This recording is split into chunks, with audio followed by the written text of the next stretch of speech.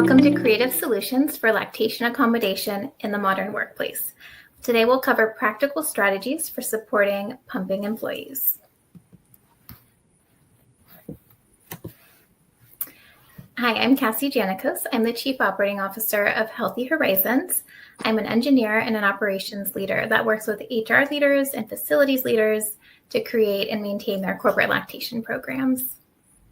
Hi, I'm Kara Barrick. I am an attorney in the San Francisco office of Ogletree Deakins. I focus on helping businesses comply with employment laws. So today we'll cover why this topic is so important. We'll go through some real-world scenarios and logistics for pumping employees. We'll cover what the gold standard looks like in this space. Kara will share some recent legal disputes and developments, and we will also go through break time, as well as specific work environments around lactation spaces and policies. And then we'll wrap up with avoiding pitfalls and legal disputes, and we'll share some resources. Now, we're certainly here to try to help you today, but we have to tell you that none of this is legal advice. This information does not replace the advice of your lawyer, especially because laws that govern lactation accommodations exist at the federal, state, and even the local levels. So the laws in the city of San Francisco may be different from the laws in the state of New York. And these laws change regularly. So we want to make sure that you have some helpful tools so that you could go back and talk with your advisors about what's right for your business. So switching to why this matters, there's a lot of reasons why workplace lactation is so important around breastfeeding rates and making sure families are supported, but it also increases employee retention, increases morale and satisfaction. Companies where moms are supported, the parents stay in those companies and they're a lot happier, which overall enhances company culture. It also saves your organization money. Depending on the level of support you have, you can see an ROI from 3-to-1 to 5-to-1, which is a pretty significant cost savings. And that's due to reduced absenteeism, lower prescription costs, and a lot of other factors. And of course, compliance is required, which is another big reason why this is so important. There are several federal laws like the Pump Act and Pregnant Workers Fairness Act that businesses are required to comply with, as well as state, territory, and even local laws. So we wanted to start with some real-world logistics of pumping employees. It's good for business leaders to understand what the moms are actually going through during the day and what their schedule looks like to help you kind of see the human side of it. So often milk pumped at work is used to feed baby the next day. Maybe it's given to a care provider and they use that, while the baby's at daycare, for example. And some moms don't have a milk stash. So that milk from the day before is really, really critical in feeding their baby. Moms also strategically have to fit in feeding and pumping sessions throughout the day and night. Schedules can look various different ways, but this schedule, I think, is a pretty good example that kind of shows the scope of what a mom is doing. So she could be working on pumping and breastfeeding from 5 a.m. until maybe 2:30 a.m. the next day. So oftentimes parents will wake up and, pump or breastfeed. They'll maybe breastfeed at home once more. Again, when they drop off their baby, they'll have some pumping sessions at work, like maybe a morning one. Maybe they'll do one during their lunch break, pump again in the afternoon, and then breastfeed when they pick up their baby. And then again, when they get home in the evening, and if baby wakes up potentially in the middle of the night. So this is a pretty intense schedule, especially when you think about a parent working a full-time work schedule, having to do household things like cooking and organizing childcare. So it's a lot that these moms have on their plate. So it's really important to recognize that everything we do with lactation rooms is to make this doable. So the gold standard lactation room can look different ways, but this is one that we typically help our clients with. So you want to start with a comfortable chair with two surfaces within reach. One is for the breast pump and another is for personal items. Otherwise, it gets really tricky trying to balance everything on one small table. A hospital grade breast pump and an outlet, of course, to plug it in. So this helps parents, pump more efficiently, but also they don't have to worry about bringing everything to work with them every day. A mirror for getting dressed again, a sink, storage for their attachment kit or pumping supplies, and other essentials that make pumping a little easier, like bra pads, milk storage bags, those types of items. Microwave is really great to have in the room. So this typically isn't for heating up food. It's actually for steam sterilizing attachment kit pieces. So that's the functional reason for the microwave. And of course, refrigeration, which parents need to actually store the milk throughout the day so it's safe to bring home to baby later in the day. Overall, you want a relaxing atmosphere and nice decor. I've seen companies do really cute themes where, maybe they have a topic related to their company that they play with and name rooms accordingly, or they have really relaxing decor. Like, I really like this room because it has a nice comfortable chair, it has a rug, it has an accent wall. They've just put a lot of really nice touches in the space to make it overall very calming and relaxing. This room is also a dedicated lactation room, which is fantastic. So parents have priority in using it. And the space is also clean, private, free of intrusion, shielded from view, which of course you want with every lactation room in every pumping scenario, whether that's gold standard or not. Well, it's a very cozy looking room, Cassie. And some of those items, as we'll talk about, are not just because they're cozy and pleasant, but also because they're legally required. Absolutely. And every space must include, at minimum, a space that's functional for actually pumping. It has to be free from intrusion, shielded view. There can't be any cameras, and if there are, be turned off or covered. You don't want to deal with any issues in that space. Clean, of course, private. You want close proximity to workstations so you don't have parents traveling to a different building or a different campus or taking a substantial amount of their day actually getting to and from a pumping space. Accessible in practice. So what this means is they can actually get into the room when they need it. They don't have to go through too many barriers to get to that space throughout the day. Of course, the chair, flat surface, that's not the floor. So they can put the pump and a place to safely store their milk where they're at work. And this can be an insulated food container, a personal cooler, or refrigerator, although most companies opt to do the refrigerator. And some of the costs of failure to comply with applicable laws can include lost wages, emotional distress damages, punitive damages, attorney's fees, and in some locations, penalties. And let's talk about these a little bit more. Depending on the law that applies in a particular situation, whether it's a federal law, the Pump Act, or if it's a state law, for example, in California under the California Labor Code, these types of costs can vary. But some things to think about, for example, if someone seeks a lactation accommodation and the employer does not accommodate them according to the law that applies, and that person feels as though they are forced to resign because they cannot get the lactation accommodation that they need, and they are able to show that they were forced to resign because of that, they can seek, in some instances, lost wages.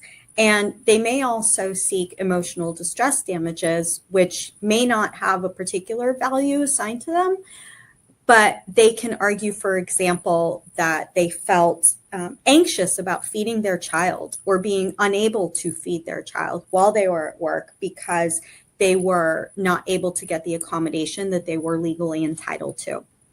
They may also allege in a legal dispute that they were physically uncomfortable due to being unable to pump when they needed to. And for people who are unfamiliar with the need for lactation accommodations, for people who have not gone through it themselves or have not had someone close to them who needed a lactation accommodation, this may be an area where training is necessary. And we'll talk about that because not everybody is familiar with this experience. But if someone needs their lactation accommodation, according to the schedule that Cassie showed you earlier, it could be relatively frequently. They may be physically uncomfortable and they may seek damages from their employer related to that.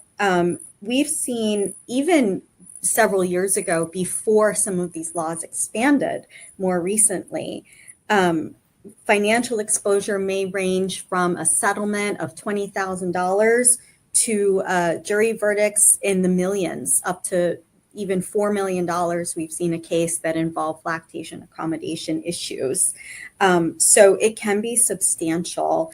And sometimes the reasons for wanting to comply with these laws are, as Cassie pointed out earlier, because you want happy employees and comfortable and productive employees in your work culture, but also because employers want to avoid these types of serious potential costs. Also, before we go to the next slide, I wanted to mention penalties. In some instances, for example, in California, the California Labor Commissioner might impose a civil penalty in the amount of $100 a day that an employee is denied their break time or space for lactation accommodations. There's other instances where, for example, in San Francisco, administrative penalties can be up to $500 for each violation and up to $50 for each day or portion of a day for each employee who had a violation. And so these penalties can also add up. As you see, they can either be per day or per violation. In New York, for example, there could be civil penalties that range from $1,000 to, in some instances, $10,000 or even $20,000. And those are just penalties. Yeah, it gets expensive very quickly. So I think what we're hearing here is it's so much easier just to comply and plan ahead than have to pay all these potential damages if something arises. Right. And we'll see what some disputes look like, because when we talk about the potentials for penalties or damages and compare it to the cost of maybe providing a space, whether it's on one extreme end, a total build out, and on the other end, maybe a conversion of an existing space and adding some charm and some accessories into that space. There's a lot that employers can do in order to avoid those potential damages and penalties that cost less, as we'll see from some of these recent legal disputes. Now, some of these cases are still pending, so we don't know what the outcomes are going to be, but we do know what the claims are. And some of these claims might ring true to some of the people who are watching. They might think, this is something that someone, might claim in our environment, and perhaps we can avoid this type of dispute in the first place. So in one instance, for example, in a medical clinic, the employee has claimed that she was required to coordinate times and locations with supervisors each day, and that in that clinical environment, breaks couldn't be guaranteed. And that wasn't something, according to the employee in her lawsuit, that she had to do or was even able to do because she needed to have those breaks guaranteed under the law. And as I'm going to keep going back to the sample schedule that Cassie showed us earlier, you see how frequently some people may need those breaks, and they need to know when they're going to be able to take them. In another case that's pending now, there was an allegation, actually several allegations by several employees of the U.S. Postal Service who claimed that they were required to pump in their mail truck or even in the cargo area of the mail truck. And in those instances, the employees have claimed that they, for example, pulled the mail truck into a parking lot of a local building and went into the back. The back was only 2 by 3 feet. The rest of the truck was full of mail parcels. There's no windows, no air conditioning, no lights, and that she had to open the rear door a little bit, which impacted her privacy, just so she could get air in because it was so hot and therefore wasn't a secure space. Another employee in this case also claimed that once she pulled over and sought a private area to pull over, well-meaning passerbys actually would check and make sure that she was okay, which impacted her privacy as well. So they were claiming that they should have had space, whether on their route, whether changing their route, to be able to stop somewhere, whether at home or in another postal service building, to be able to pump on a set schedule. And this, again, we don't know what the outcome's going to be, but these are some of the allegations. In another instance, a bus driver has claimed that her employer wouldn't provide private space on a set schedule for her to be able to pump. And the employer tried, you can see from the claims in the case, the employer tried to engage in an interactive process with the employee, proposing different solutions, but none of those worked sufficiently in order to avoid a legal dispute. So for example, the employer provided a hands-free pump for the bus driver to use while driving, which did not work for this particular individual. They provided a room in a space that was along the route, but this particular room didn't have a lock. And they suggested that the employee put something in front of the door to keep it from being opened. They suggested that she pull over in a hospital, but the lactation room in the hospital was only available to hospital employees. And similarly, they suggested they pull over in a university, but that university's lactation room closed at night. So you could see the process that they were going through, but nothing was working for the employee sufficient to give her the break time and space that she alleged she was legally entitled to. So she also filed a lawsuit there. And ultimately, that lawsuit has resolved in a settlement, and some of the information that we're able to get from the public record is maybe useful in as being an example of maybe when the gold standard isn't quite possible. So in this instance, again, the bus driver is driving a bus. She has a set route and was looking for a safe, private, clean space where she could pull over and pump on a set schedule. And some of the examples that we were just talking about weren't working out. The university was closed. The hospital room couldn't be used. The door in this other building didn't lock. And so eventually the employer and the employee sat down and came up with a schedule that involved an extra board operator. And it's pretty detailed. We can see this is in Michigan, and try to even get so detailed as to map it out, right? What would this look like in reality? And what this is an example of is an employer and employee ultimately working together to get creative, to find a practical solution, even if it involves an extra board operator, even if it involves making adjustments that they didn't initially think of, in order to have the employee have a safe, private, clean space where she can pump and store the milk and continue with her work.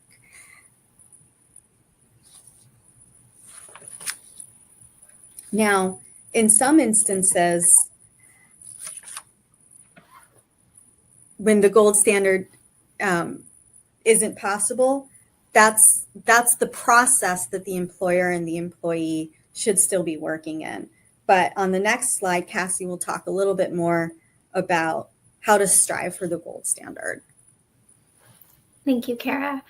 I mean, gold standard is really what all workplaces should be working towards, as opposed to taking the approach of the minimum possible. Because a lot of times, at least what I've seen is when organizations do the absolute minimum, that's when they kind of open themselves up to other issues, because maybe the minimum in their mind isn't quite enough to comply.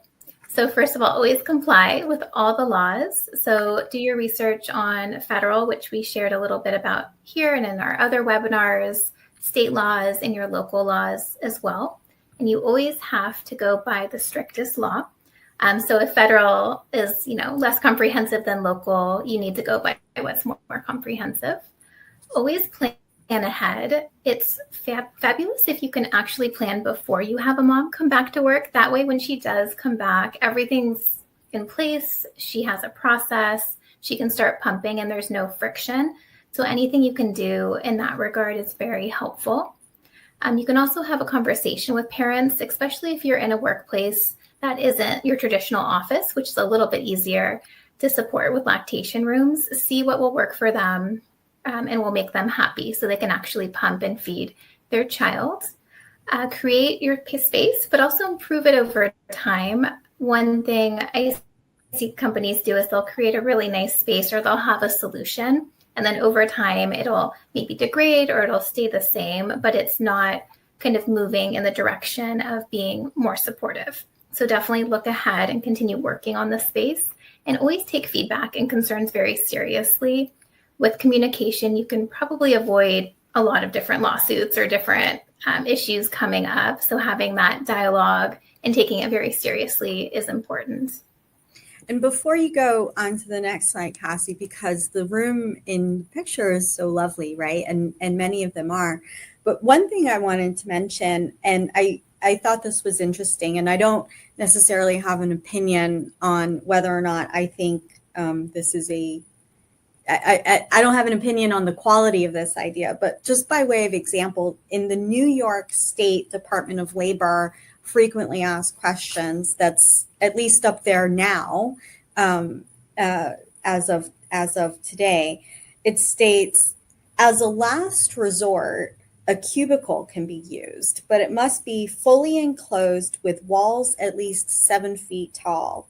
And in the case of a cubicle, it should have a sign warning that the location is in use and not accessible to others. Any windows must have curtains or other covering. Now, that's in New York State.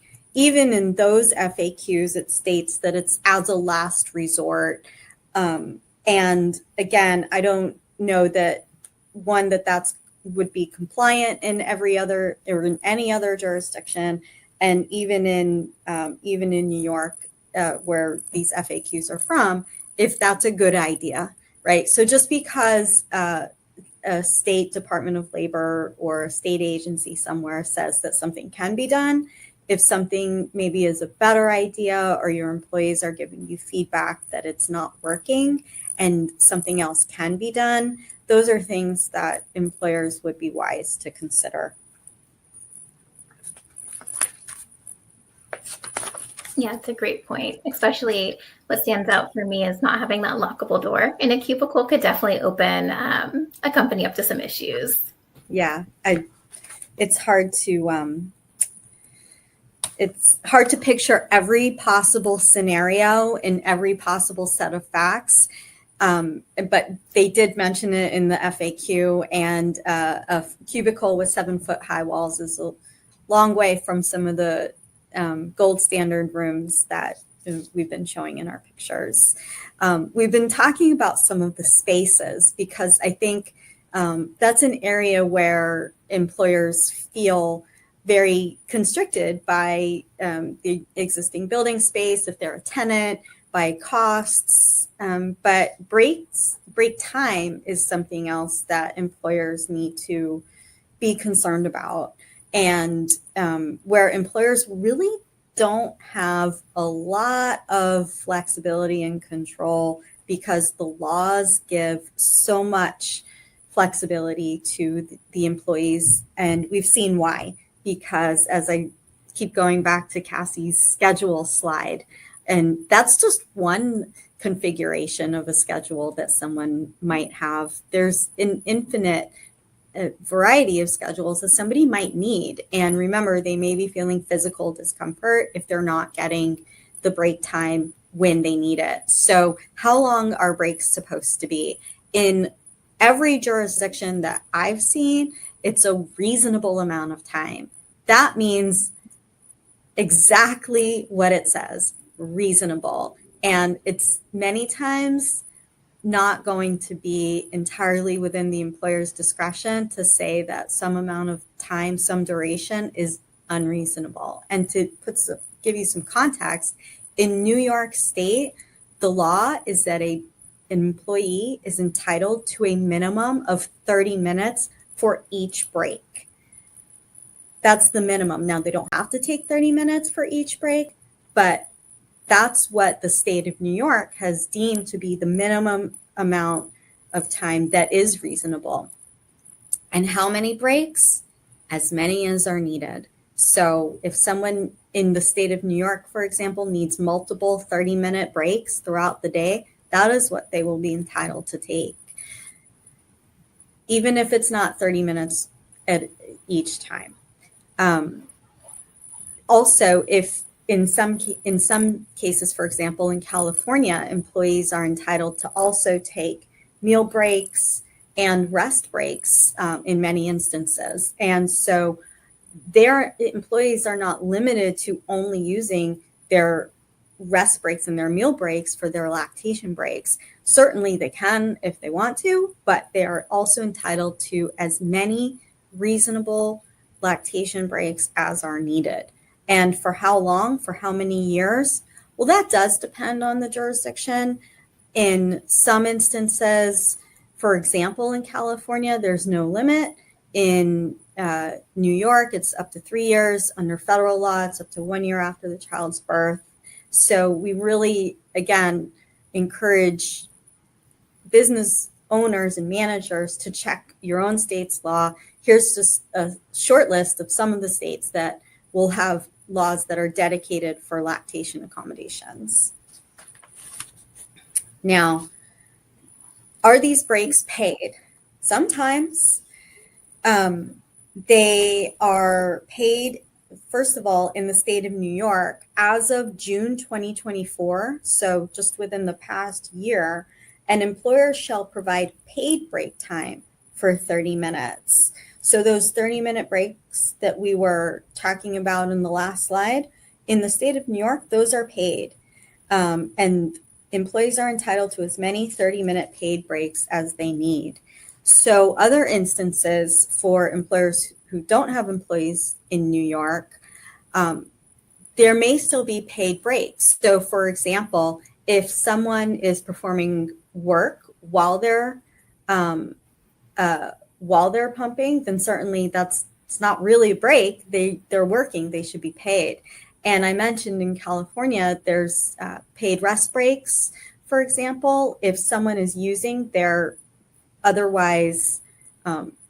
rest break that is paid that they're otherwise entitled to, and they're using that for lactation accommodation, then certainly they're still paid for that as well.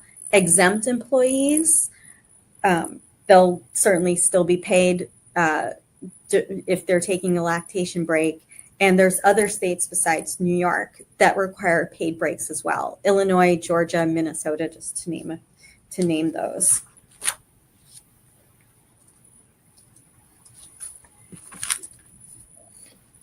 So now we'll go through some specific work examples, and I'll hand that over to Kara to start with banking, retail, and restaurants. Thanks, Cassie, because as you'll see, different types of industries have different challenges. So when we think of a bank, right, we may think of a standalone building, or we may think about a bank that's maybe in a shopping plaza, a multi-tenant building that has shared space. And a lot of times we think about oh, well, this, let's say it's a standalone bank and they have a limited, they think they have a limited space. But if you go in there, you'll see really with a creative eye toward making a lactation accommodation space, there may be empty space that can be repurposed. So ideally, we saw the gold standard. There's a dedicated lactation room that's cute and comfortable. Maybe you can't do a whole build out for that, but maybe there's empty space. You can reconfigure the customer waiting area. Maybe you can make the manager's corner office a little bit smaller and have temporary space that's blocked off in there. Maybe there's other arrangements with other businesses in very close proximity that can be shared and can work out a shared space arrangement in a multi-tenant space as well. So there's a lot of creative solutions that can be made. There's not a high tolerance in the law for an employer to look around the building and say, there's nothing we can do here. That's usually not going to work. What also is very, very important and should not be forgotten is privacy. Shielded from view, locks, free of intrusion, and no cameras or turning off cameras or blocking cameras. Remember, this is very, very important. And so if there's a window or even a gap in a window, perhaps there's blinds that have gone down, but there's extra space, that's an easy fix and shouldn't be ignored as something that's very small, because it can make someone very uncomfortable, but from a legal point of view, it can also impact their privacy right.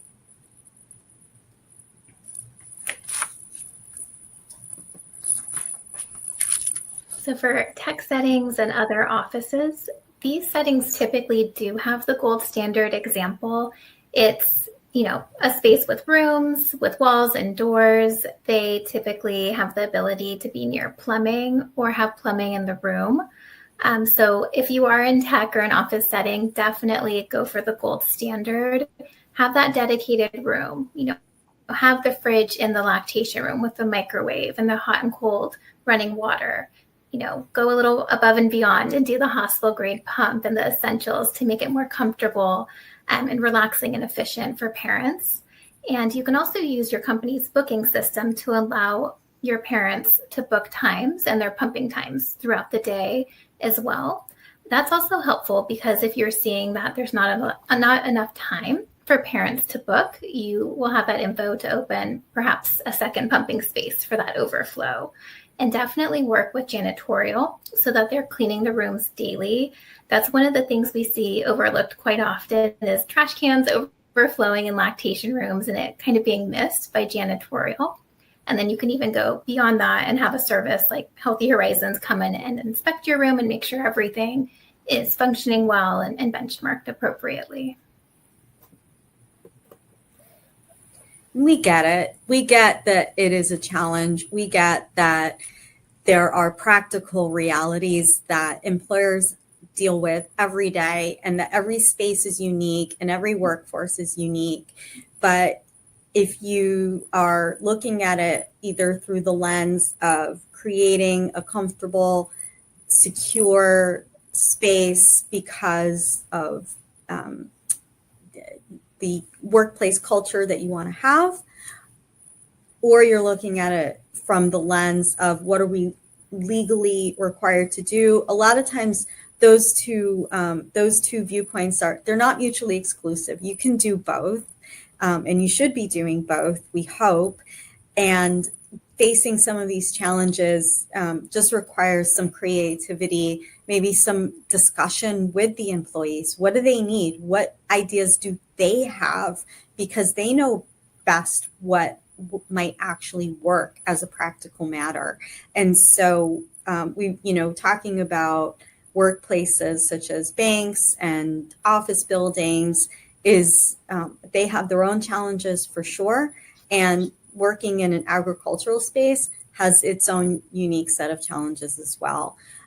This is where sometimes additional investment may be necessary, but it may also really, really pay off in ways that that employers can't even envision. Now, in some cases, for example, in California, the law has specifically stated that even an air-conditioned cab of a truck or tractor would be okay in some instances that are truly agricultural. But if there's a better way, employers certainly should consider that as well. So window coverings, ensuring privacy, ensuring shade, ensuring shade, and air conditioning. We don't want people in a technically compliant space, but that's really warm and uncomfortable, right? That's still not the goal at all. In some instances, we've seen, and I don't, again, have an opinion as to whether or not this would be compliant anywhere, but in some instances, we've seen that a recommendation, or not really a recommendation, but that in the Federal Department of Labor FAQs, that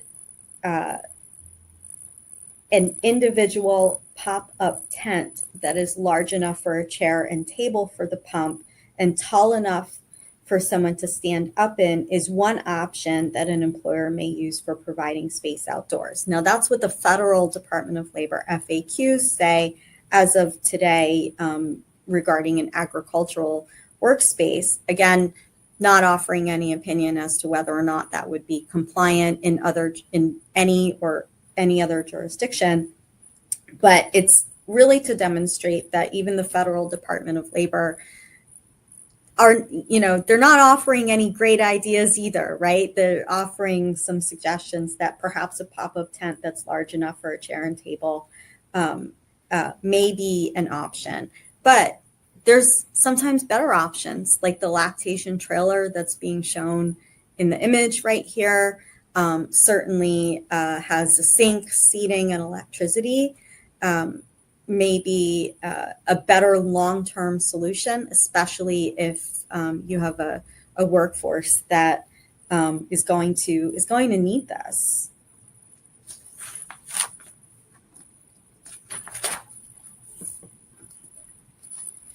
And similarly, people who work in the construction field may be away from a dedicated office space, maybe out at a job site. And similarly, the lactation trailer that we just saw may be a good option. And in some instances, those can be rented. It doesn't necessarily have to be a long-term investment. It could be a temporary structure. In California, the law addresses that general contractors that coordinate a multi-employer work site have to either provide lactation accommodations or provide a safe and secure location for a subcontractor employer to provide lactation accommodations on the work site within 2 business days of written request of any sub. So bottom line is the GC, if the GC on a job gets a request from the sub, the GC has to follow through. And that's just one more layer of requirements here between the relationships of the different entities that are on a construction job site. So shielded from view, private, those are things that are really, really important. What won't work is a porta potty. And we can't tell you how many times we have to tell this. A porta potty is not okay. That will be a violation of the law. So think bigger, think better, and talk with people on the job site about what might work if they have ideas.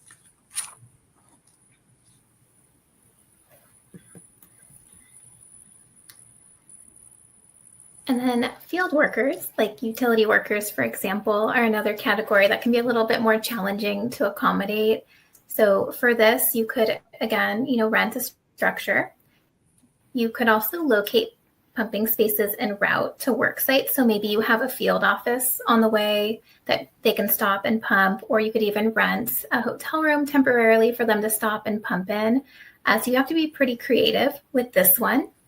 If your employees are okay with it and you've had that conversation, a cab of an air-conditioned truck with window coverings could maybe be a solution. But the key here is to make sure, you've discussed this with the employees so that they have the accommodation that they feel will support them as well. And on this point, going back to the Federal Department of Labor's frequently asked questions that are currently up, they use this as an example. In a flatbed trucking company, the question that the Federal Department of Labor puts on their FAQ is, can my employee, a long-haul driver, use the sleeper berth of her truck to take pump breaks? The sleeper berth includes a bed large enough to sleep on, a bunk heater for cold weather, and cabinets for storing personal items. And the answer that the Department of Labor gives is maybe. And they give an explanation as to different things to consider. And what's ideally should be there is access to electricity and access to sinks, and given the basic requirements of the law under the federal law. But again, knowing what your jurisdiction requires is really important, because the DOL's answer, even though their answer is just maybe, it might not comply with California law, for example, which requires access to electricity or alternative devices in some instances, and requires access to a sink with running water and a refrigerator in close proximity. So knowing what the applicable law is, and knowing if employees, even if something is allowed, if they're okay with the setup, is just part of the process that employers should go through.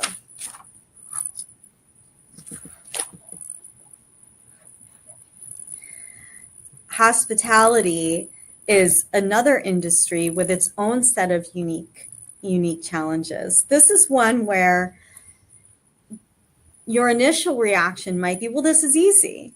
It's hospitality. Any hospitality worker, say, for example, in a hotel, can just use an empty hotel room.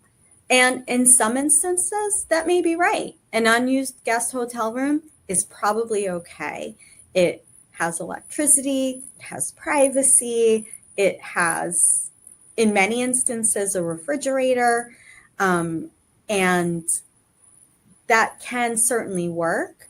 The things to think about are whether or not access is a barrier. So does the person who needs the space have to go through a series of hoops, or perhaps embarrassing discussions with other personnel about why they need the room and when they need the room, and can I have a room key?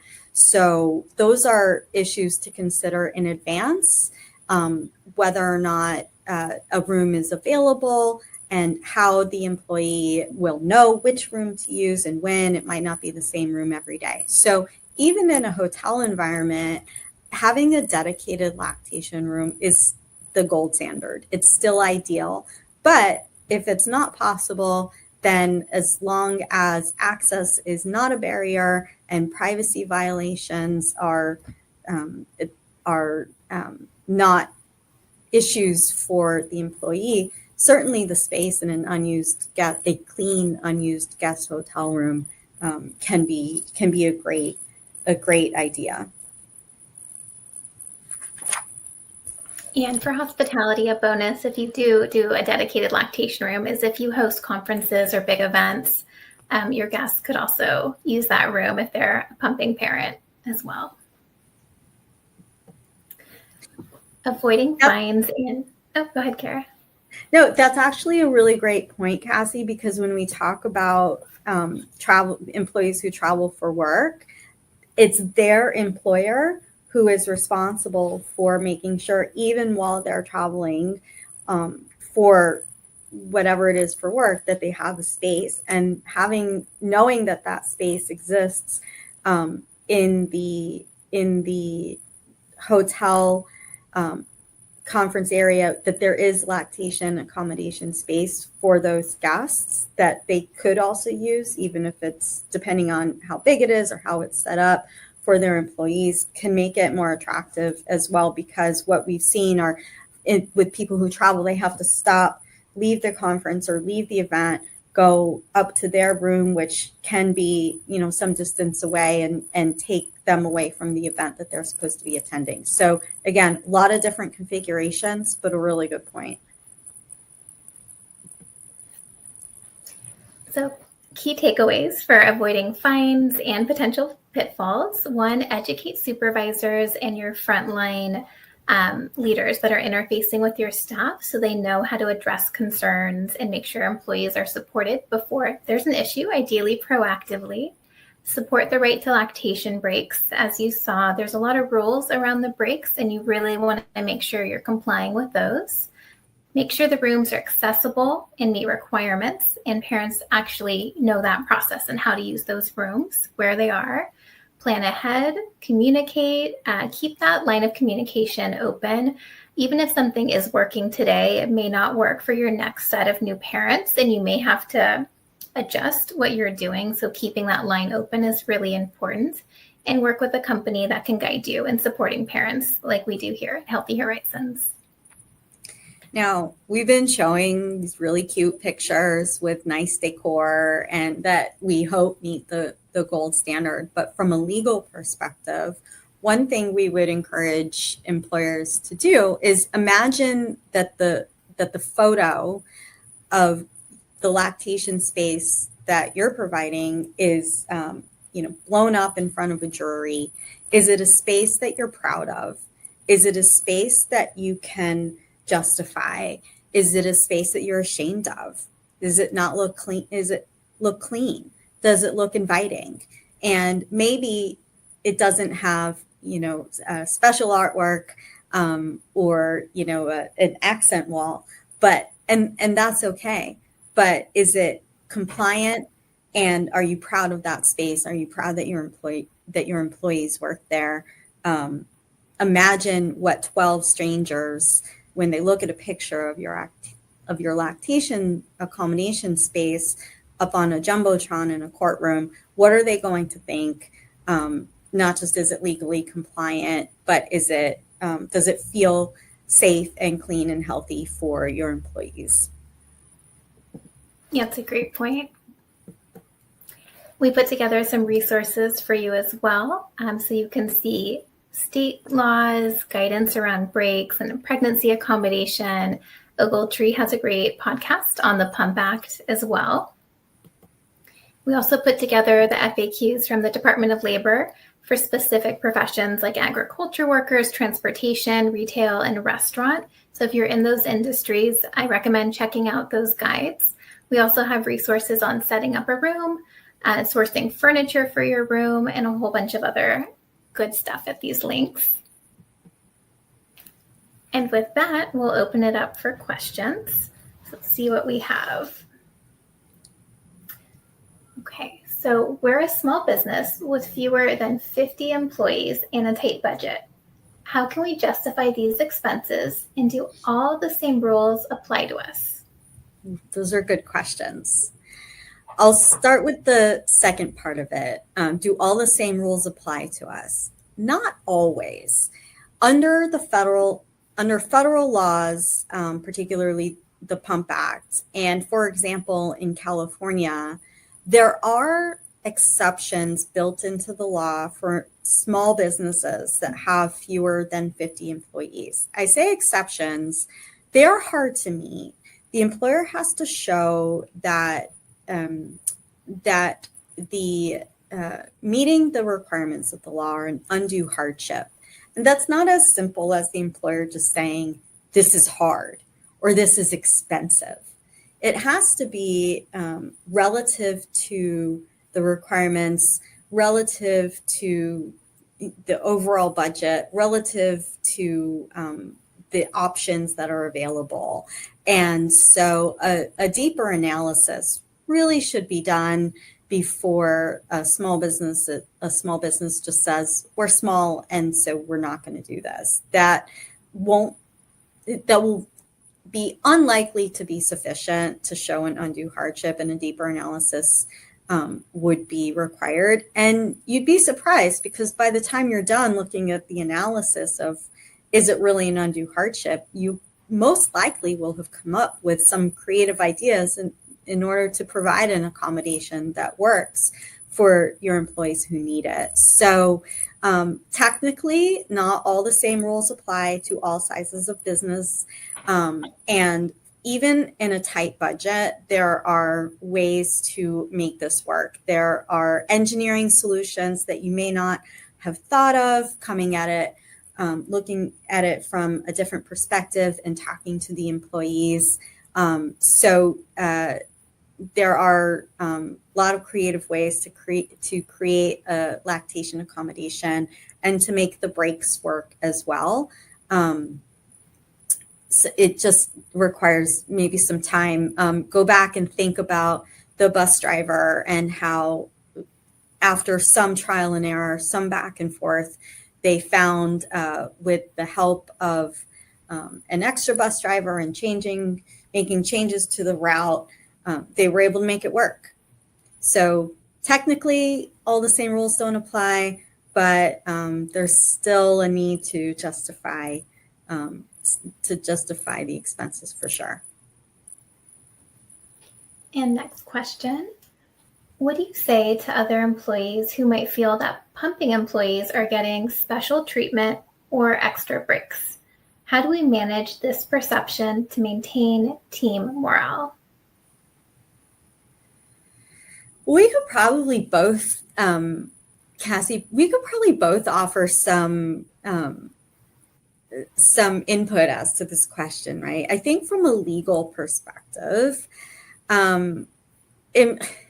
employees are not getting special treatment or extra breaks if they need a lactation accommodation. And that requires, I think, some training from the top down, right? This is not something that is optional.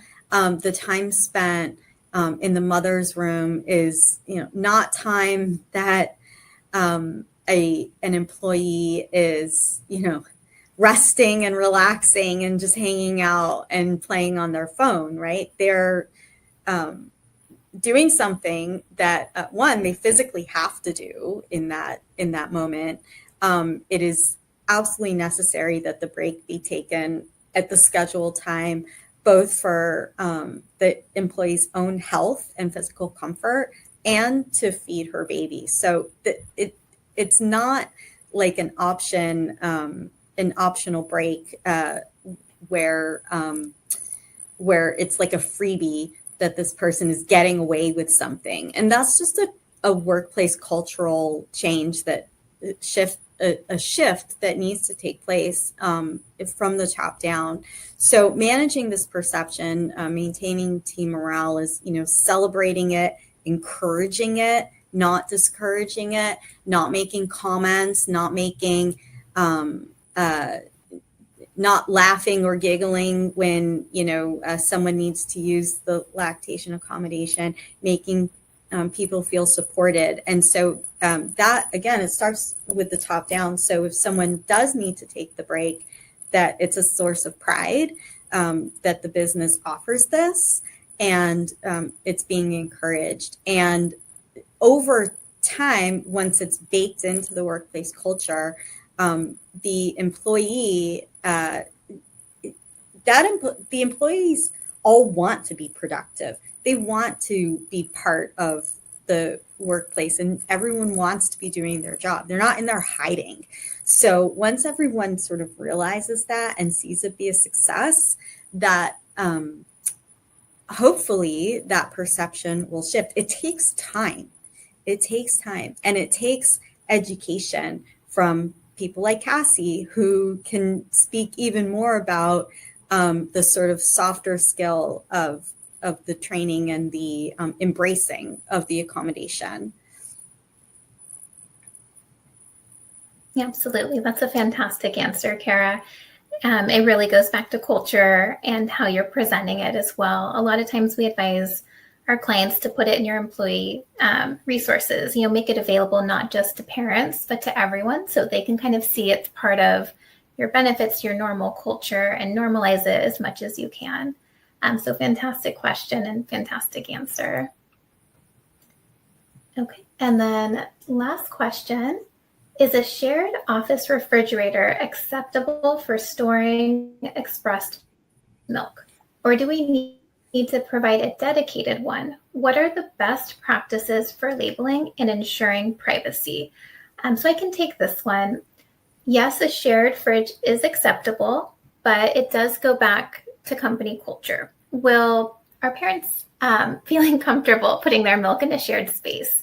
Do you have instances in your office where people maybe take someone else's yogurt or things from the fridge that are shared? If you have a situation like that, I would recommend having a dedicated fridge.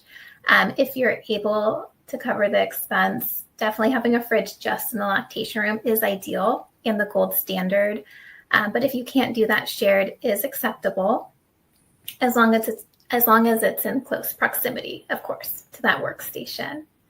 Best practices around labeling and ensuring privacy. So for that, provide things like Sharpies so parents can write their names on things. I've seen some workplaces where they have like a cooler that parents put in the fridge. That way it's just not breast milk on a shelf. It's in something that's maybe zipped up to give them that extra level of privacy for that breast milk. That's a really good question. And certainly creates a set of facts that's realistic, that we can see, leading to a workplace, if not a dispute, but an issue or a concern. So knowing the minimum of what the law requires, and then knowing what's best for your workplace, combining that with training and appreciation of what the employee is trying to do, trying to feed her kid and also be a productive member of the workplace. It's something to celebrate and something that we hope we've given you even one piece of information from this webinar that you didn't already know, whether it's relates to the potential legal consequences, the potential financial penalties, or maybe some ideas for freshening up the space. We hope that this has been just a little bit helpful. And thank you so much, Kara, for joining us today as a speaker. And thank you so much to all our viewers today for joining to learn about lactation accommodation and how you can support your employees. I want to wish everyone a happy Workplace Lactation Week. Thank you.